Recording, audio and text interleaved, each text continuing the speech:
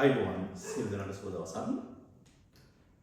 බූලියානු ප්‍රකාශන සුළු කිරීමේදී විශේෂයෙන්ම MCQ වලට උත්තර ලියද්දී ගොඩක් අයගේ බූලියානු ප්‍රකාශන වල උත්තර වැරදි. මේකට හේතුව මොකක්ද? මේකට හේතුව තමයි බූලියානු ප්‍රකාශනයක් තියෙන්න පුළුවන් ආකාර ප්‍රධාන වශයෙන් දෙකයි. එකක් තමයි සොප් ප්‍රකාශන හා පොස් ප්‍රකාශන. ඒ වගේම තවත් කොටස් දෙකකට කඩා ගන්න පුළුවන්. මේ සොප් ප්‍රකාශනයක් සම්මත එකක් වෙන්න පුළුවන්. සම්මත නොවන එකක් වෙන්න පුළුවන්. බූලියානු ප්‍රකාශනය සම්මත තියෙනවා නම් සම්මත එකක් නම් ඒක සොප් උනත් පොස් උනත් අපිට කානෝ මැප් එකකට දාලා උත්තරේ ගන්න පුළුවන්. හැබැයි ඒක සම්මත නොවන එකක් නම් මුලින්ම අපි කරන්න ඕනේ ඒක සම්මත එකක් බවට පත් කරලා අවසානයේ තමයි කානෝ මැප් එකට දාලා උත්තරේ ගන්න පුළුවන්. විශේෂයෙන්ම MCQ වලට දෙන බූලියානු ප්‍රකාශන එක්ක සම්මත නොවන ඒවා වෙන්න පුළුවන්, සම්මත ඒවා වෙන්න පුළුවන්, සොප් වෙන්න පුළුවන්, පොස් වෙන්න පුළුවන්. බූලියානු නීති මගින්, බූලියානු න්‍යායන් මගින් බූලියානු සමීකරණ විසඳනකොට කීප දෙනෙකුට උත්තර විවිධාකාරයෙන් එන්න පුළුවන් අවස්ථා වෙදී. හැබැයි කානෝ සිතියම් භාවිතා කරලා බූලියානු ප්‍රකාශනය සුළු කරද්දී හැමෝටම ගෲප් වල නිවැරදි නම් ගෲප් කරලා තියෙනවා. ඒ වගේම සම්මත කරගෙන තියෙනවා නම් හරියට ඒක සම්මත ප්‍රකාශනයක් නම් ඒක විසඳන හැමෝටම එකම උත්තරයක් එනවා.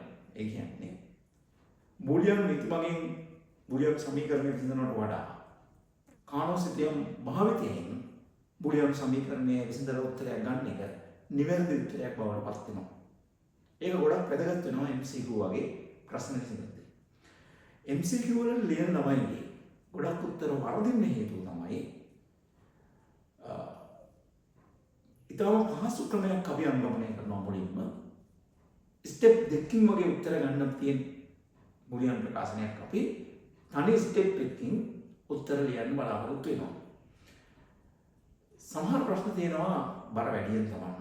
කාලේ හිතුවට වැඩිය යන්නේ තියෙනවා. සමහර ප්‍රශ්න දැක්ක ගමන් උත්තර ලියන්න පුළුවන්. නමුත් මේ ස්ටෙප් දෙකක් භාවිතා කරලා විසඳන බූලියානු සමීකරණ පිළිබඳව තමයි අද මම කතා කරන්නේ. ඒ කියන්නේ MCQ ලකුණු කරද්දී කොහොමද අපි සම්මත නොවන එකක් આવත් ඒක සම්මත කරලා ඉවරලා බූලියානු ප්‍රකාශනය නිවැරදි උත්තරයට යන විදිහ තමයි මේකදී අපි කතා කරන්නේ. අපි බලමු සම්මත නොවන සොප් ප්‍රකාශනයක් අරගෙන ඒක සුළු කරලා උත්තරයක් ඒක සම්මත එකක් බවට පත් කරලා උත්තරයක් ගන්න කොහොමද කියලා. තව සරල එකක් තමයි A B plus A bar AB plus A bar මේක සත්‍ය වශයෙන්ම අපිට සුළු කරන්න පුළුවන් බූලියානු නීති මගින්. නමුත් මේක සම්මත එකක් නෙවෙයි. මේක ආදාන දෙකක් තියෙන බූලියානු ප්‍රකාශනයක්. හැබැයි මේකේ අපි දන්නවා මෙතන A B දෙන්නම තියෙනවා මේකේ ඉන්පුට් දෙකක් තියෙනවා. මේ A bar කියන අනිත් පදේ B කියන පදේ විචල්්‍ය ගිලිහිලා තියෙනවා. එහෙනම් අපි මුලින්ම කරන්න ඕනේ මේක කානෝ වලින් විසඳනවා නම් කානෝ මැප් වලින් විසඳනවා නම් මේක සම්මතයක් බවට කරගන්න ඕනේ. කරගත යුතුමයි.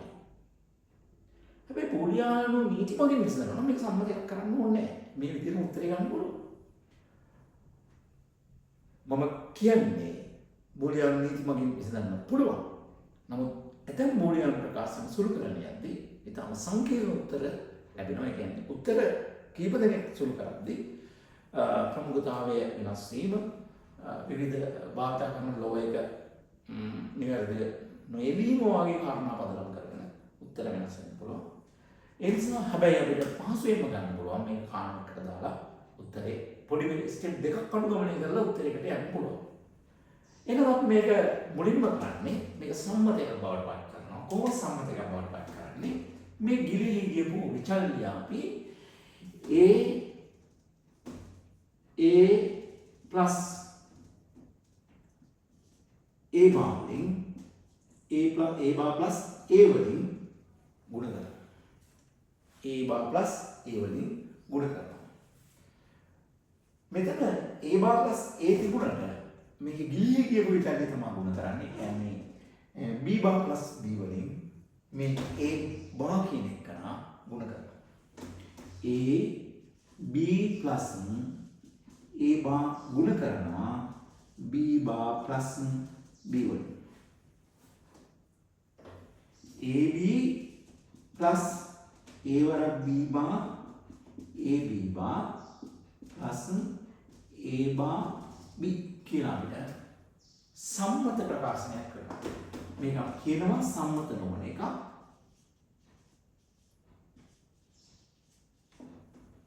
නොවන මොන ප්‍රකාශනයක්ද? මේක සම්මත නොවන සොප් ප්‍රකාශනය. සම්මත නොවන සොප්. මේ සම්මත නොවන එක අපි කරේ a bar plus a කියන නීතිය මගින් ගුණ කරා මේ ගිලිහි කියපු විචාරය. ඒකෝට මෙතන ගිලිහිලා කියලා තියෙන්නේ b නිසා b bar plus b වලින් අපි a bar කියන එක ගුණ කරාට පස්සේ අපිට සම්මත ප්‍රකාශනයක් ආවා. අපිට පුළුවන් මේ සම්මත ප්‍රකාශනය කානෝ සිතියම් වලට දාලා සොල් කරන්න. අපි තවත් සම්මත නොවන සොල් ප්‍රකාශනයක් ගමු.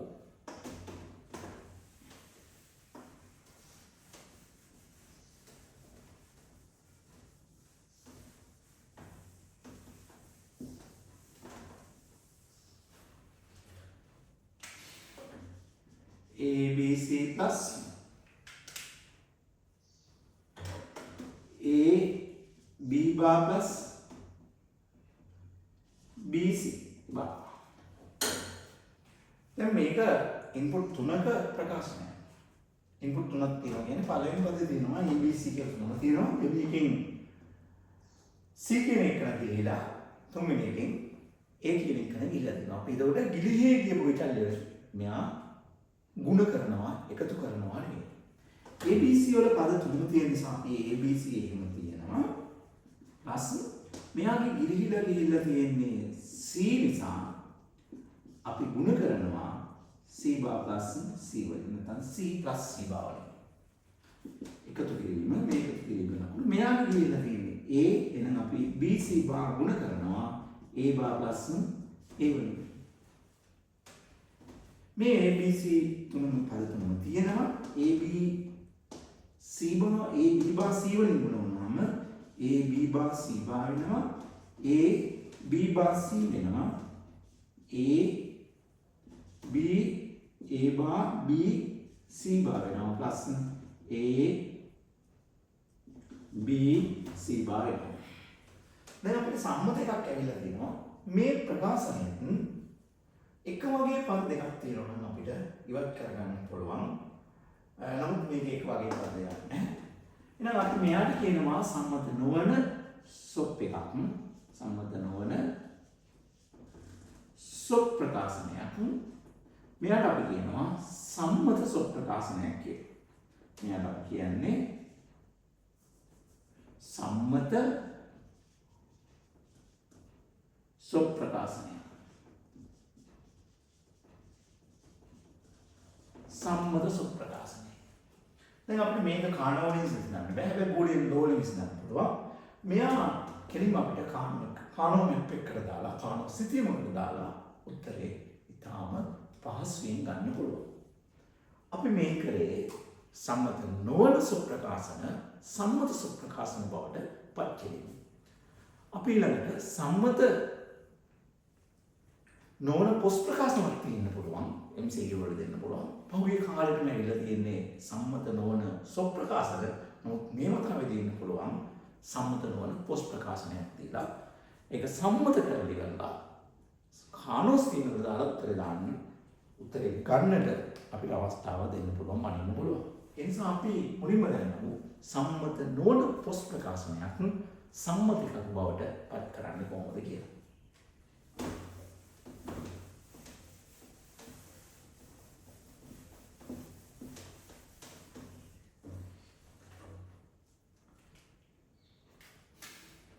A dot A plus B bar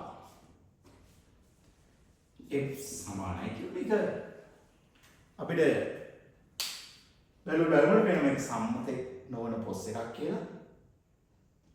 මේ පළවෙනි පදයෙන් B කියන එකන ගිලිහිලා තියෙනවා. B කියන විචල්‍ය ගිලිහිලා තියෙනවා. ඒ නිසා අපි කොහොමද B කියන විචල්‍ය ඇතුළත් කරලා මේක සම්මත එකක් බවට පත් කරගන්නේ කියලා බලමු. මේ අපිට ඉස්සරහින් යන්න පුළුවන් සම්මත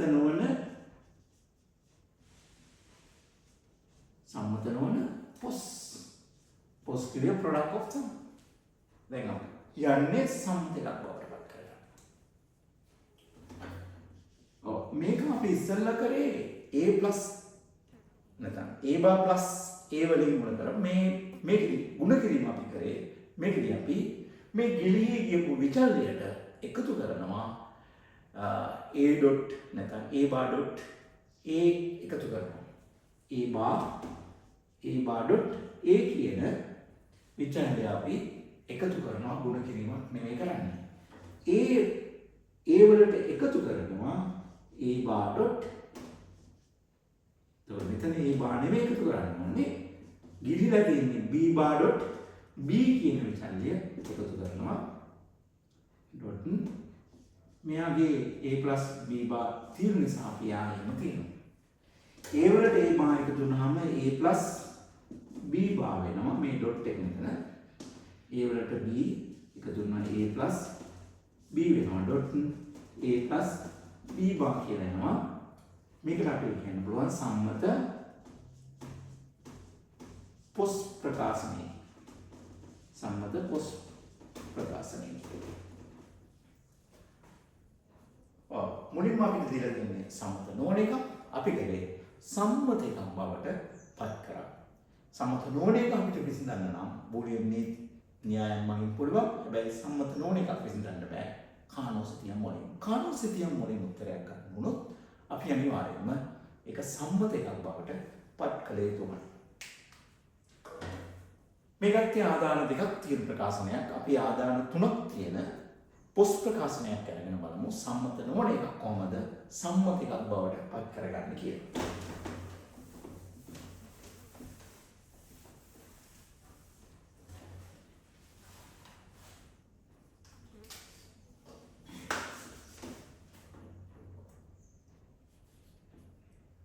a plus b plus c bar dot a plus b dot a plus c.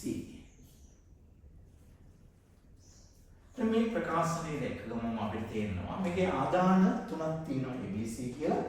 නමුත් පද දෙකම විචල්යයන් ගිලිහිලා තියෙනවා. පළවෙනි එකෙන් C ගිලිහිලා තියෙනවා. දෙවෙනි එකෙන් C ගිලිහිලා තියෙනවා. තුන්වෙනි එකෙන් B කියන විචල්‍යය ගිලිහිලා තියෙනවා. ඒ නිසා අපිට මේ දිහා බලලා කියන්න පුළුවන් මේක සම්මත නොවන පොස් ප්‍රකාශනය. මෙය සම්මත නොවන පොස් ප්‍රකාශනයකි.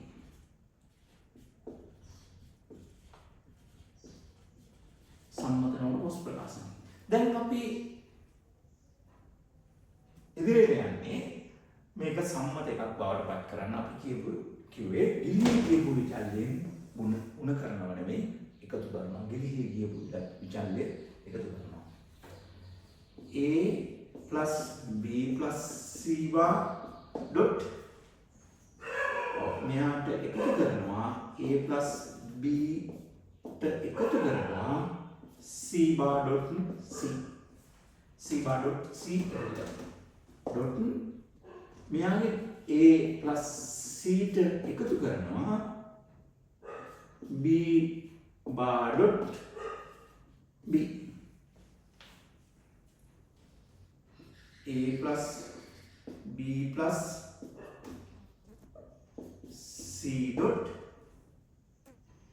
a plus b plus c bar dot a plus b plus c dot a plus b plus b bar plus a plus b bar plus c dot a plus b plus c. මේක එක වගේ පද කීපයක් තියෙනවා. පළවෙනි එක මෙතන a + b + c කියලා තුනක් තියෙනවා. අපි මේ තුනෙන් දෙකක්ම අයින් කරගන්න. දෙකයි තියෙන්නේ, දෙකෙන් එකක් අයින් කරගන්න.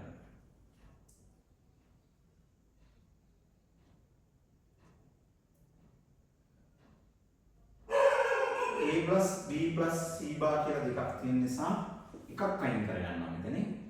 a b c කියලා දෙකක් තියෙන නිසා එකක් අයින් කරගන්නවා. ඉතුරු පද තුන අපි ලියනවා f සමානයි a + b + c bar dot a + b + c dot a + b bar + c කියලා සම්මත ප්‍රකාශනයක් අවසානයේදී අපිට ගොඩනගා ගන්න හැකියාව ලැබෙනවා. මුලින්ම සම්මත නොවන පොස් එකක් ගත්තා. ඊට පස්සේ සම්මත පොස් ප්‍රකාශනයක් බවට අපි ඒක පරිවර්තනය කරා. මෙය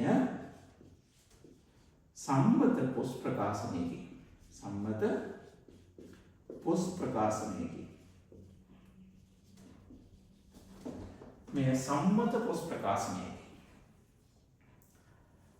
ඊළඟ පාඩමේදී අපි බලාපොරොත්තු වෙනවා කානෝසිතියම් ආශ්‍රයෙන් දැන් සම්මත නොවන ඒවා බෝලියන් නීති මගින් විසඳන්න පුළුවන්. සම්මත ඒවා අපිට ඉතාම පහසුවෙන් කානෝසිතියම් භාවිතයෙන් විසඳන්න පුළුවන්.